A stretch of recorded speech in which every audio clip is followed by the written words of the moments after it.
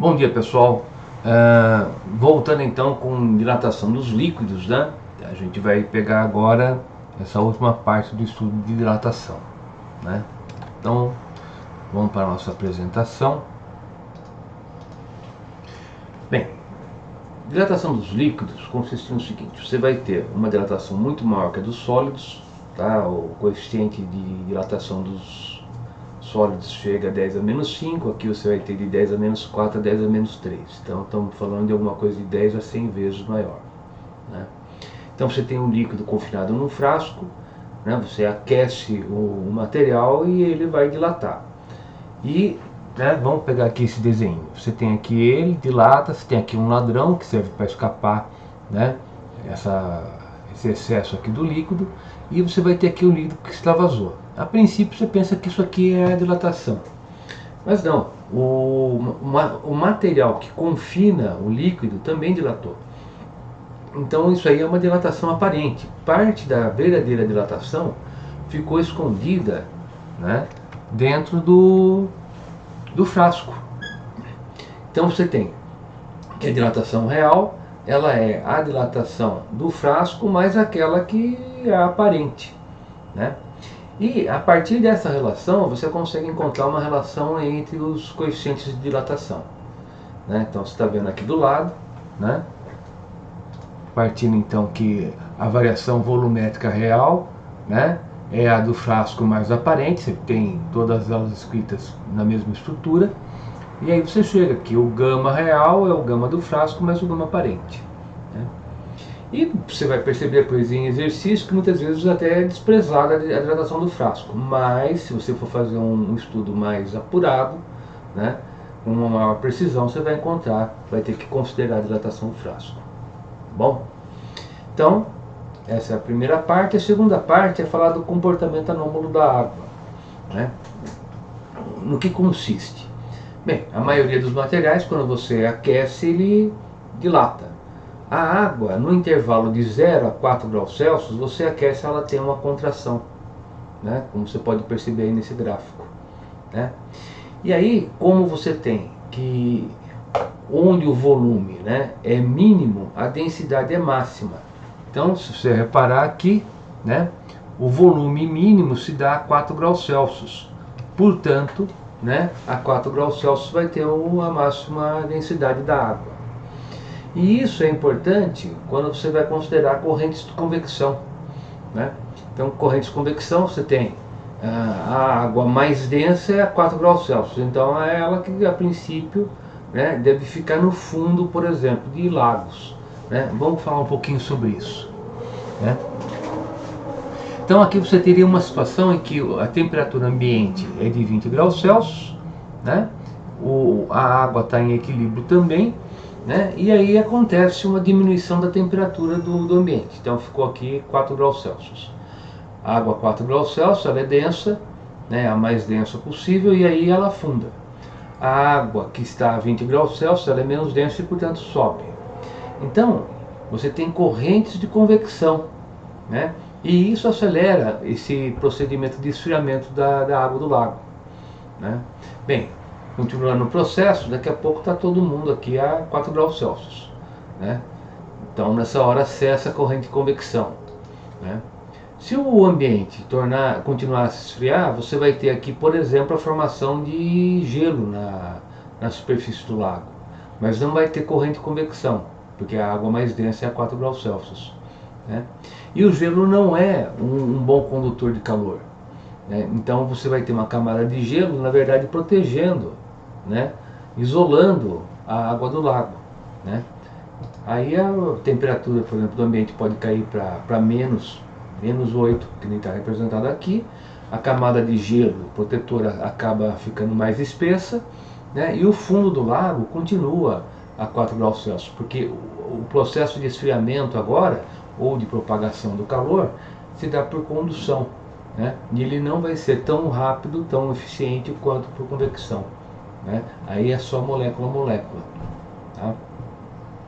Se você considerar, né, que na história da Terra, 660 milhões de anos atrás, isso é antes dos dinossauros, a Terra toda ficou congelada. É um período que é chamado Terra Bola de Neve, né?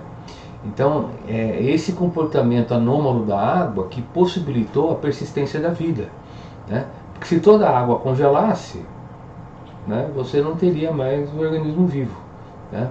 E parece que nessa época, eu não sou biólogo, não conheço a história toda, eu conheço de ver pelo YouTube, né? Você procurar aí no YouTube, você vai encontrar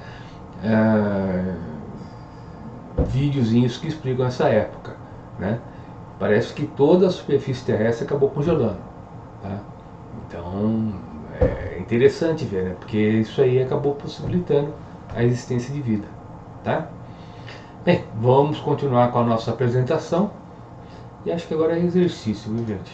Isso mesmo, tá? Então veja, você tem aí, né?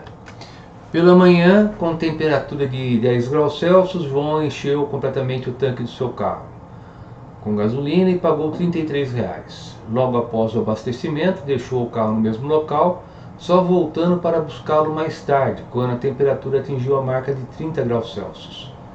Sabendo que o combustível extravasou, que o tanque dilatou e que a gasolina custou R$ 1,10 o litro, quanto ele perdeu em dinheiro? Bem, então, né, vamos lá, vamos fazer essa continha, né? Deixa eu pegar aqui.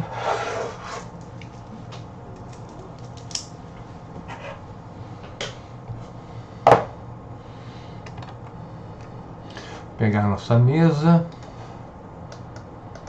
Vamos ver se eu consigo fazer uma letra que dê para entender, né, gente? Que isso aqui para mim ainda é um desafio. Então, ó, vamos falar um pouquinho do tanque. Então, o tanque foi cheio, custa R$ 1,10 um litro, né? Sei que ele gastou R$ 33, né? E isso dá um volume V. Então, esse volume V é igual a quanto? 30 litros, tá? Então, eu achei o volume. Ele fala que houve dilatação no tanque, mas não do tanque, porque o tanque mesmo ele tem que ter dado o coeficiente. Então, eu vou desprezar a dilatação do tanque. Estou considerando somente a dilatação do líquido, né? Então, você vai ter que a variação volumétrica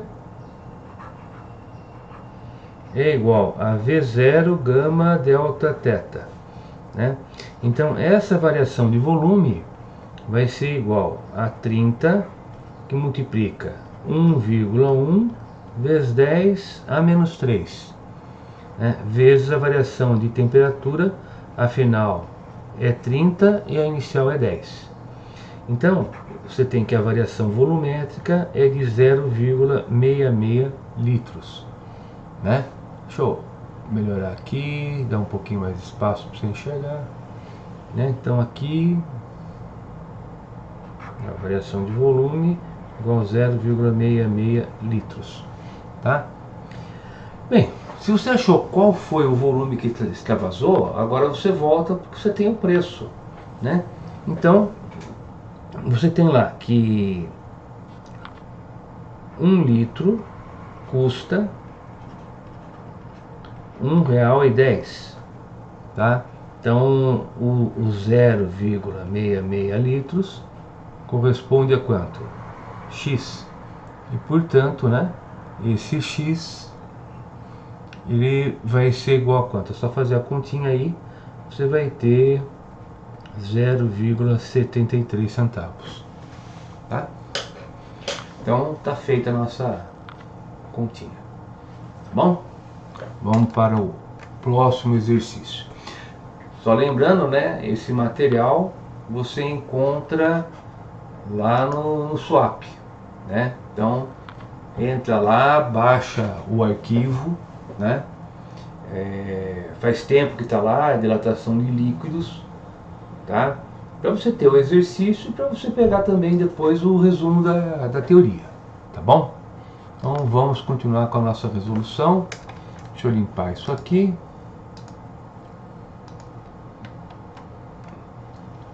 Deixa eu mostrar para vocês o exercício agora, né? Senão... Isso. Então veja, ó.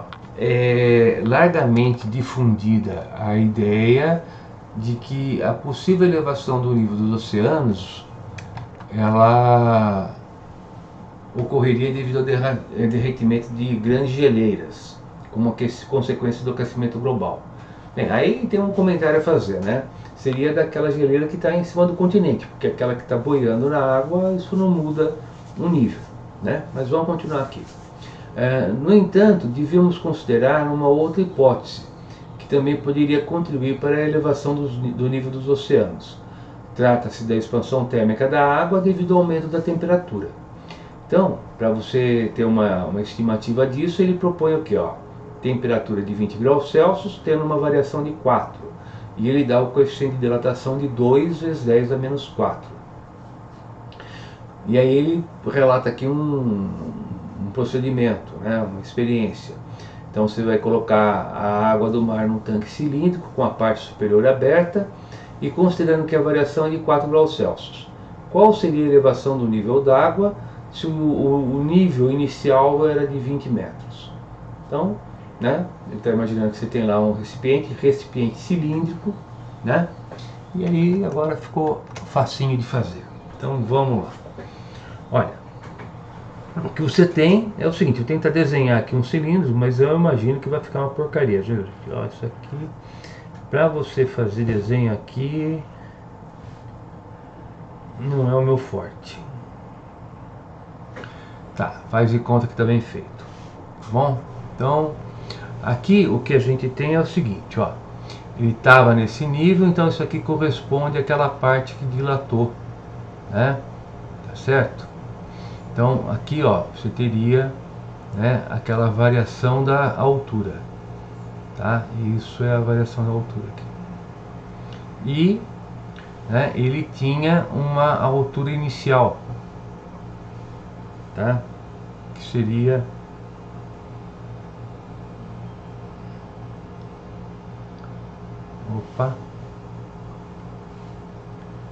olha, tô apanhando aqui para escrever, viu, gente?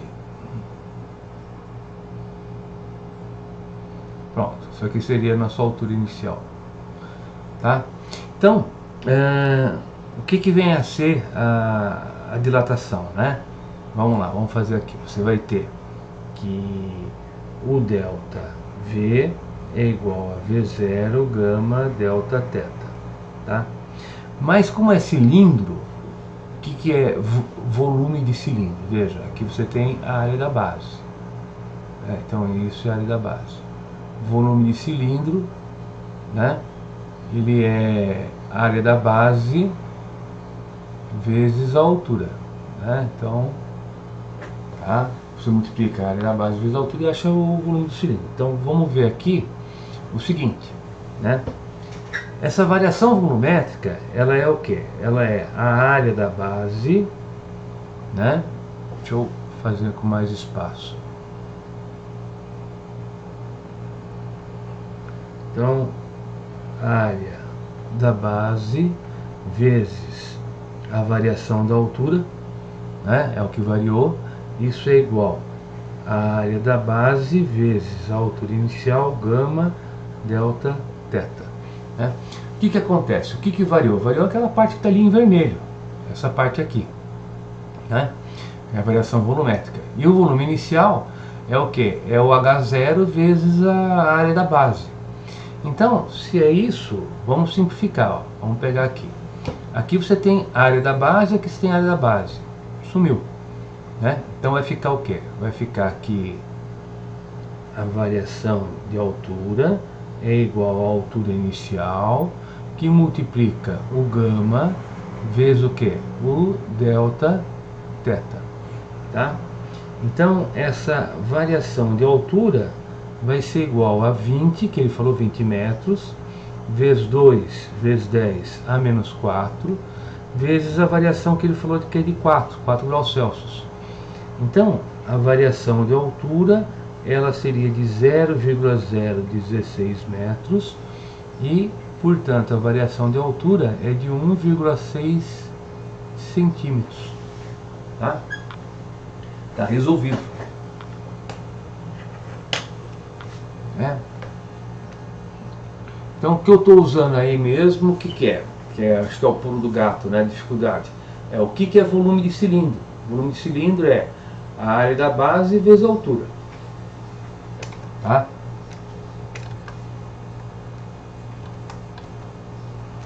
Ih, moçada, acho que eu esqueci de passar para vocês aqui a tela.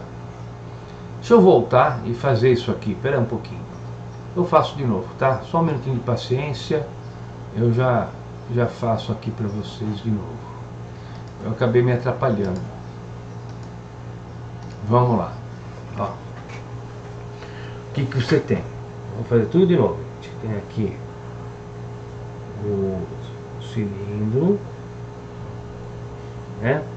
E esse cilindro, ele tinha aqui uma altura inicial, que é o H0. Aí você dilata, né? Então quando dilata, ficou isso aqui, a variação. Então isso aqui quem que é? É o ΔH, tá? E só lembrando, né? O que você tem, ó? Você tem que isso é a área da base. E volume de cilindro é o que? É a área da base vezes a altura. Tá?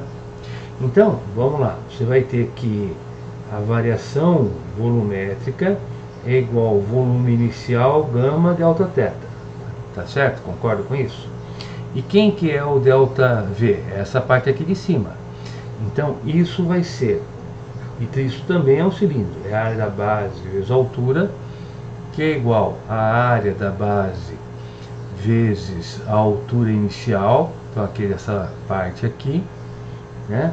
E isso vezes, né, o gama vezes o Δθ. Então vamos lá, vamos simplificar isso aqui, ó. Essa parte é a área da base, Então, né, aqui você vai ter, na verdade, o delta, né? Ó, isso aqui é o delta. Quem que é esse volume? É esse pedacinho aqui. Quem que é? É a área da base, que é isso aqui, vezes essa altura, que é o ΔH.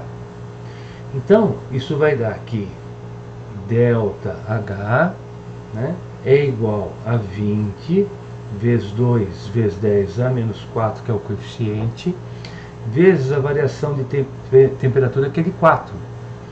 Portanto, ΔH é igual a 0,016 metros. Então, o ΔH é igual a 1,6 centímetros.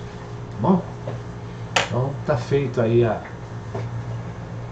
Como eu comentava com vocês, né? Eu acho que a dificuldade, muitas vezes, o que é? Você saber o que é a área, é o volume de cilindro. O volume de cilindro é a área da base vezes a altura. Não preciso nem usar que a área da base é igual a πr ao quadrado. Bom, vamos para o próximo exercício. Agora sim, vamos passar aqui.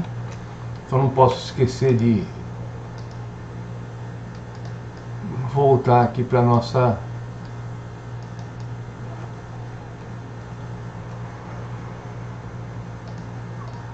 Aqui.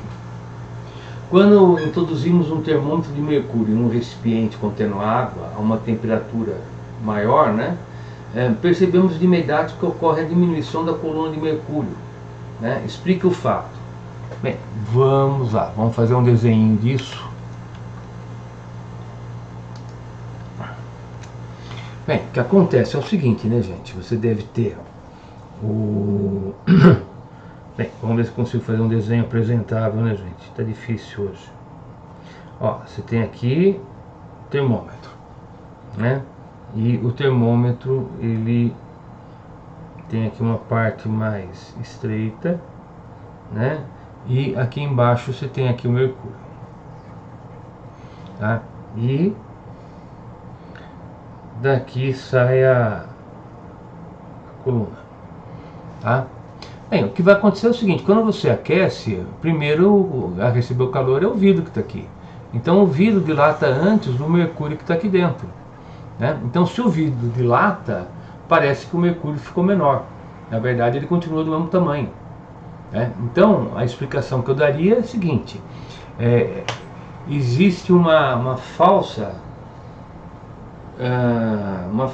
impressão de que houve uma contração do mercúrio. Não, na verdade é que o vidro dilatou, né? Seria isso. Tá bom? Gente, desenha essa mesinha aqui é horrível, não? Eu não consegui acertar a mão ainda não. Vamos continuar.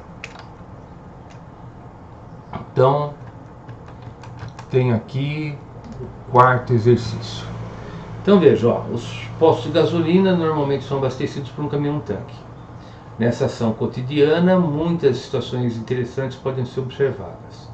Um caminhão-tanque, cuja capacidade é de 40 mil litros de gasolina, foi carregado completamente, num dia em que a temperatura era de 30 graus Celsius.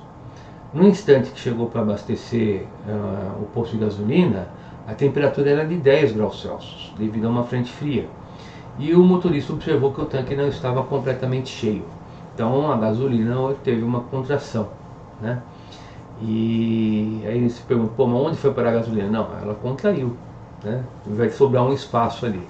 Então ele quer que você calcule o espaço que sobrou no tanque. Ele dá o coeficiente de dilatação da gasolina, tá? Então vamos lá, vamos fazer esse exercício. Vamos para a mesa, né?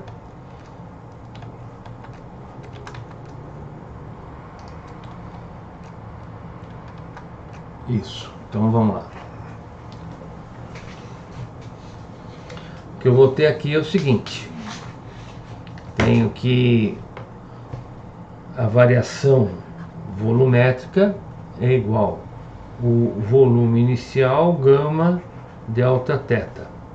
Então essa variação volumétrica vai ser 40 mil, né, vezes 1,1 vezes 10 a menos 3 vezes a variação. A final é 10 e a inicial é 30, tá?